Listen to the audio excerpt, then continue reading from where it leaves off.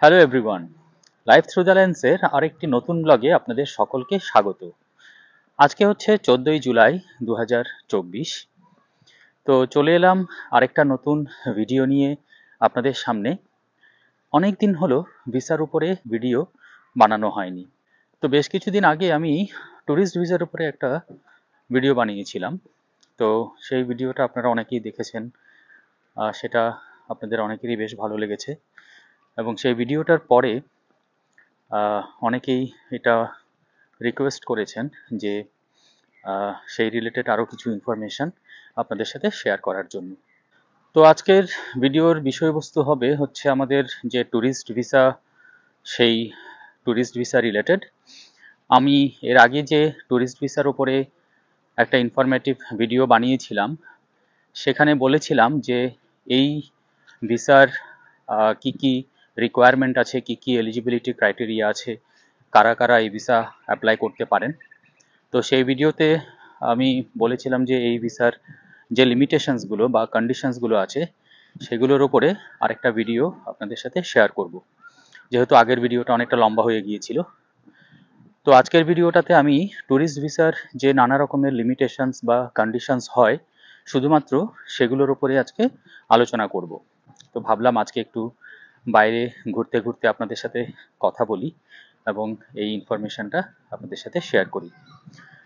যাই হোক, আর একটা তথ্য যেটা আপনাদের সাথে আমি শেয়ার করতে চাই সেটা হচ্ছে আমি কিন্তু কোনো মাইগ্রেশন এজেন্ট নই বা আমি সেই ধরনের কোনো সার্ভিস প্রোভাইড করি না।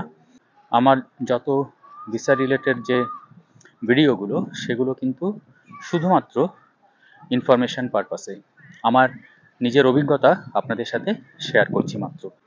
তো যেহেতু আজকে রবিবার, ছুটির দিন, এখন বিকেলবেলা প্রচুর মানুষ আজকে এই পার্কে এসছে, যে কারণে আমি সেরকম কোনো জায়গা খুঁজে পাচ্ছিলাম না। তো বেশ খানিকটা খোঁজার পরে একটা জায়গা পেলাম, সেখানে এসে বসলাম। তো যাই হোক, এবার কাজের কথায় আসি। যেটা বলছিলাম, আজকের আমার এই ভিডিওর যে বিষয়বস্তু সেটা হচ্ছে ট্যুরিস্ট ভিসার যে কন্ডিশন বা লিমিটেশন। এই ভিসা কন্ডিশনসগুলো কিন্তু খুব ইম্পর্টেন্ট। আমি আমার এর আগেরও কিছু ভিডিওতে বলেছিলাম যে সচরাচর যারাই ট্যুরিস্ট হিসেবে এই দেশে বেড়াতে আসেন, দেখা যায় অনেকেই এই ভিসা কন্ডিশনগুলোর সম্বন্ধে খুব একটা বেশি ওয়াকিবহাল নন। কিন্তু এই ভিসা কন্ডিশনগুলো কিন্তু ভীষণই ইম্পর্ট্যান্ট। সেগুলো সম্বন্ধে জানাটা ভীষণ দরকার, তা না হলে কিন্তু আপনারা দেখা যেতে পারে হয়তো আপনি কোনো ভিসা কন্ডিশনকে ভায়োলেট করছেন।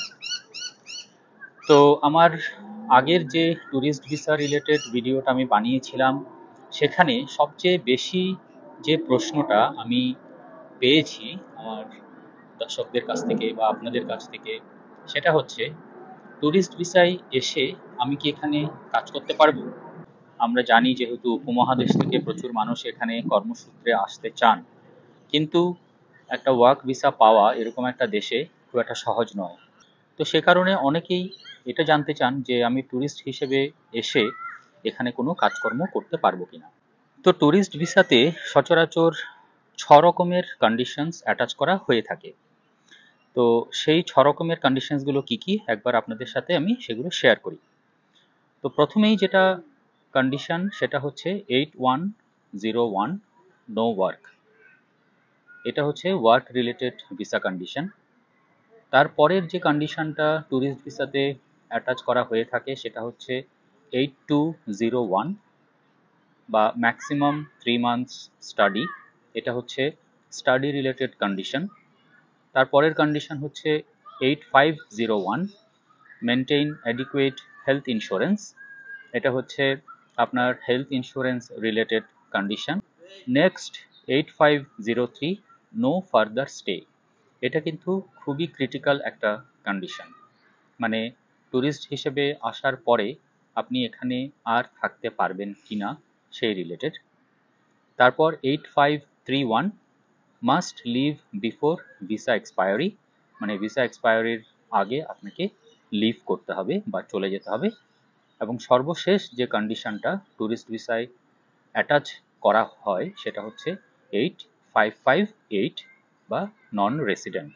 এটা হচ্ছে আপনার ট্যুরিস্ট হিসেবে এখানে আপনি কতদিন থাকতে পারবেন সেই রিলেটেড কন্ডিশন। এইবার এই যে ভিসা কন্ডিশনগুলো আছে সেগুলোর একটু গভীরে যাওয়া যাক। প্রথমেই যে ভিসা কন্ডিশনটার কথা আমি বললাম সেটা হচ্ছে 8101 বা নো ওয়ার্ক। আপনারা যখনই অস্ট্রেলিয়াতে অ্যাজ এ ট্যুরিস্ট হিসেবে আসবেন, এই কন্ডিশনটা আপনারা অবশ্যই সেই ভিসাতে দেখতে পাবেন।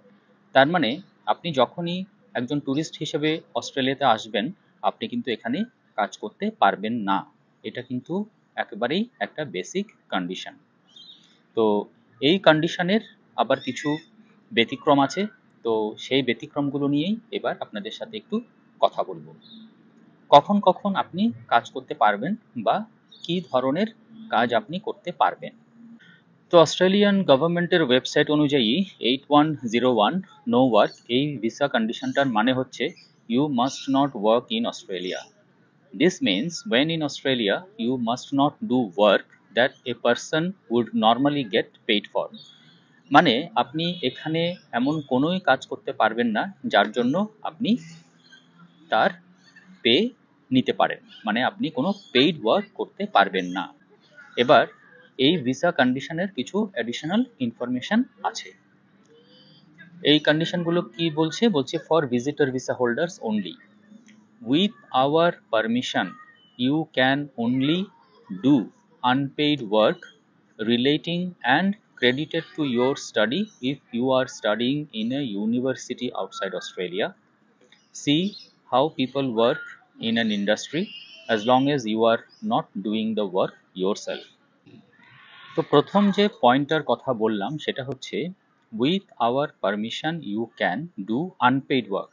মানে আপনি ট্যুরিস্ট হিসেবে এসে যদি এখানে কাজ করতে চান, প্রথমত হচ্ছে আপনাকে পারমিশন নিতে হবে ফ্রম দ্য ভিসা অফিস, এবং সেই ধরনের কাজই করতে পারবেন যেটার জন্য আপনি কোনো পে পাবেন না। দ্বিতীয় পয়েন্ট যেটা বললাম সেটা হচ্ছে আপনি যেটা করতে পারবেন এখানে এসে সেটা হচ্ছে এখানে লোকে কিভাবে কাজ করে আপনি সেটা দেখতে পারবেন। মানে আপনি একজন অ্যাপ্রেন্টিস হিসাবে বা একজন ট্রেইনি হিসাবে গিয়ে দেখতে পারবেন যে এখানে লোকে কিভাবে কাজ করে, এখানকার কাজের পরিবেশ কী রকম। অ্যাজ লং অ্যাজ আপনি নিজে সেই কাজটা যতক্ষণ না করছেন সেটাতে কোনো প্রবলেম নেই। এবার ট্যুরিস্ট ভিসায় এসে এখানে কাজ করার ক্ষেত্রে সবচাইতে ইম্পর্ট্যান্ট যে বিষয়টা সেটা হচ্ছে আপনি এখানে পেইড ওয়ার্কও করতে পারবেন। কিন্তু এখানে আমি বলবো না আপনারা খুব বেশি আশাপ্রদ হবেন, আবার আশা হতেও বলছি না। তো যে কন্ডিশনটা এখানে বলা আছে এই ট্যুরিস্ট ভিসায় কাজের ক্ষেত্রে সেটা হচ্ছে উইথ দেয়ার পারমিশন আপনি এখানে কাজ করতে পারবেন। মানে ধরুন আপনি এখানে ট্যুরিস্ট ভিসায় এলেন এবং আসার পরে আপনার সিচুয়েশনটা চেঞ্জ হয়ে গেল, ঠিক আছে? মানে আপনার এমন কিছু হলো যে আপনাকে এখানে কাজ করতেই হবে, আপনি আপনার খরচ কোনোভাবেই চালাতে পারছেন না, কিংবা আপনার কোনো একটা অ্যাক্সিডেন্ট হয়ে গেল, যেটা অবভিয়াসলি আমরা কেউ চাই না কেউ এখানে বেড়াতে এসে সে ধরনের কোনো দুর্ঘটনার মুখোমুখি হন। তো এই ধরনের এমন কিছু সিচুয়েশনাল চেঞ্জেস আপনার জীবনে ঘটে গেল এখানে আসার পরে, যে কারণে আপনি কাজ করতে বাধ্য, কিংবা আপনি একটা ফাইন্যান্সিয়াল হার্ডশিপের ভেতর দিয়ে যাচ্ছেন, তো তখন আপনি এখানে পেইড ওয়ার্ক করতে পারবেন। কিন্তু সেটার জন্য আপনাকে পারমিশন নিতে হবে এবং আপনাকে নতুন করে একটা ভিজিটর ভিসার জন্য অ্যাপ্লাই করতে হবে উইথ ওয়ার্ক পারমিট। তো এই হচ্ছে একমাত্র উপায় অ্যাজ এ ট্যুরিস্ট আপনি এখানে এসে কাজ করতে পারবেন। এবং অবশ্যই আমি বারবার যে পয়েন্টটার উপরে ফোকাস করার চেষ্টা করছি সেটা হচ্ছে আপনাকে কিন্তু সেটার জন্য পারমিশন নিতে হবে, এবং আপনি যখনই পারমিশন নেওয়ার জন্য অ্যাপ্লাই করবেন আপনাকে কিন্তু অবশ্যই কোনো কম্পেলিং রিজন দেখাতে হবে। তো এবার ধরুন আপনি ওয়ার্ক পারমিটের জন্য উইথ ট্যুরিস্ট ভিসা অ্যাপ্লাই করলেন। তো এটার মানে এটা নয় যে আপনি অবশ্যই সেই পারমিশনটা পেয়ে যাবেন।